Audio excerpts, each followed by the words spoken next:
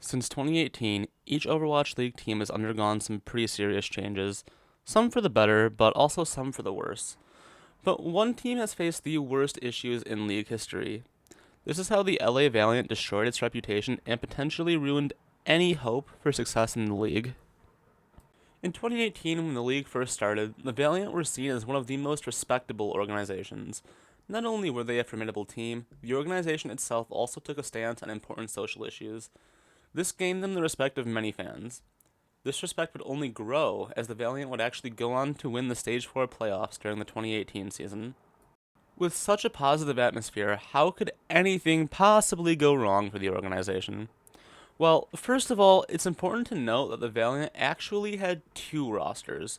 The main roster, which would play in official league matches, and a sister roster, which would serve as a scrim partner and as insurance that no one on the main roster got complacent or underperformed. Brady Agilities Girardi was a superstar DPS player for the Valiant at this time.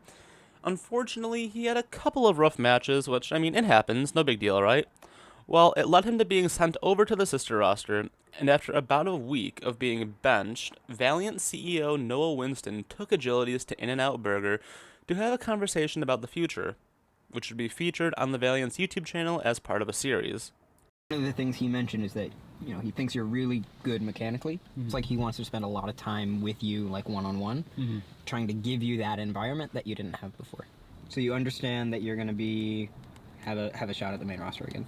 Yeah. But to be transparent with you, like, this is the shot, right? And so I really hope that you go into this giving it everything you can and really working as hard as you possibly can and showing everyone how hard you're working and how much you're learning from Coach Moon, because this is the shot. If this doesn't work, it's going to be really hard to kind of build that bond up. Per the clip, Noah Winston heavily implied that this would be Agility's last shot. The biggest issue with this is the fact that it was a very important conversation about a player's career that was made public. And even Agility said he wanted it to remain private, however, he unfortunately had no control over the situation. But he and the team moved past it, and like I said, they went on to win the Stage 4 playoffs.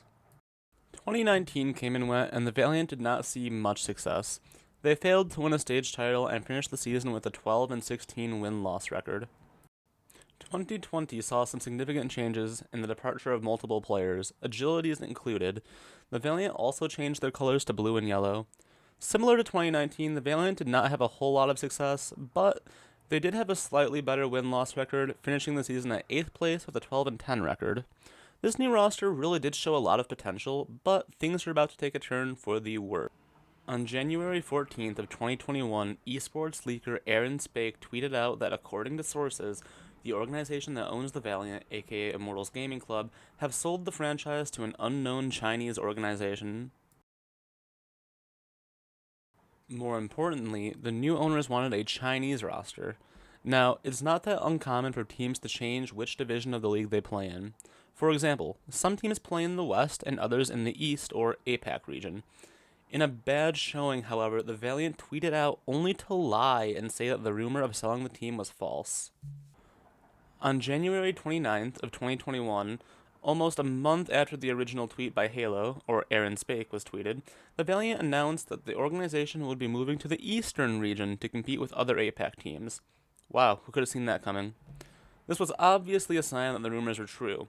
Quickly after this was tweeted, many people in the community voiced their criticism. The worst part of this is the fact that since they made this decision, they had to release all of their players, and since this was so late into the offseason, many were unable to find a new team and were therefore left without a job. Now, the reason the community was given as to why the players had to be dropped was supposed visa issues. Yeah, sure. One thing I do want to note is that the suggestion to move to the Eastern/APAC region came from the league itself.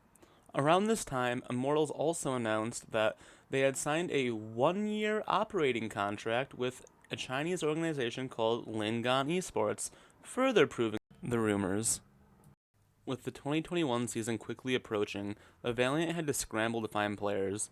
The 2021 season would go on to be the worst season in franchise history.